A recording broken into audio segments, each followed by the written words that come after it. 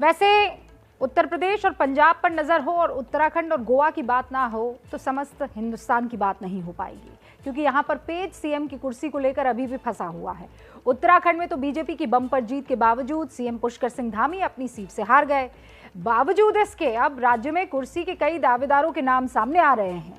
गोवा में सीएम की कुर्सी के लिए बीजेपी विधायकों में ही जमकर खेमेबाजी शुरू हो गई है। हालांकि किंग कौन होगा, इस पर मुहर लगाने के लिए बीजेपी ने पर्यवेक्षकों का ऐलान कर दिया है। उत्तराखंड में राजनाथ सिंह और मीनाक्षी लेखी भेजे जा रहे हैं। गोवा के लिए नरेंद्र सिंह तोमर और एल मुरुगन के नाम पर मुहर लग गई है।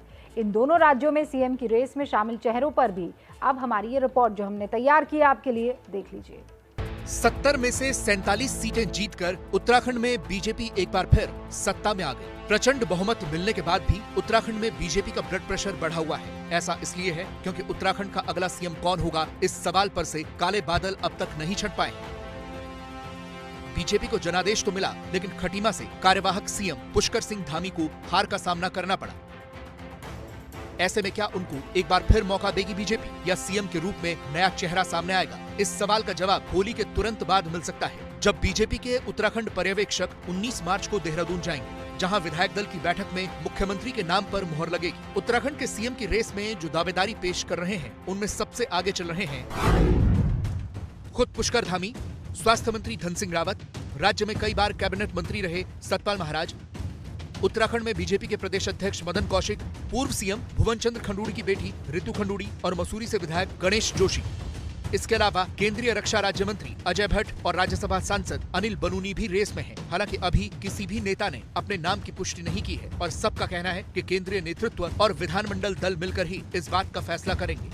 नहीं, सरकार गठन की जो भी सरकारी कार्य प्रक्रिया है वो पूरी चल रही है, उस पर सब पर काम चल रहा है और जल्दी ही हमारे यहाँ पर विधानमंडल दल की बैठक होगी और उसके बाद नई सरकार गठन की प्रक्रिया प्रारंभ हो जाएगी, पूरी हो जाएगी। केंद्रीय पार्लियामेंट्री बोर्ड या केंद्रीय नेतृत्व तय करेगा, फिर विधानमंडल दल बैठक होगी, तब उस सारा समय उस समय आएगा। अभी इस प्रकार की कोई चर्चा हमारे यहाँ नहीं है। सीएम कुर्सी पर सस्पेंस की कुछ ऐसी ही स्थिति गोवा में भी बनी हुई है, जहां 40 में से 20 सीट जीतने के बावजूद भी सीएम दावेदार का चेहरा अब तक साफ नहीं है।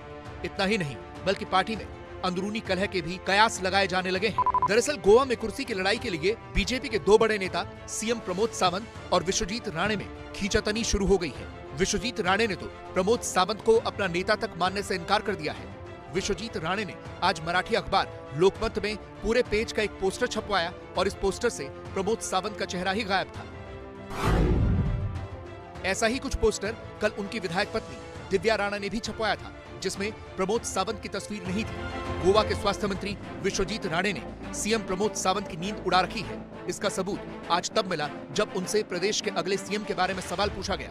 प्रमोद सावंत सवाल से बचते हुए दिखे और अंग्रेजी में विधायकों की शपथ की बात करने लगे। कल बाकी सभी एमएलए 39 एमएलए को शपथ दिया जाएगा। Thank you.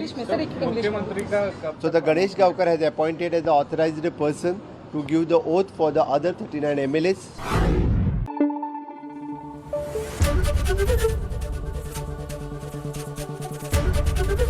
ABP न्यूज आपको रखे आगे।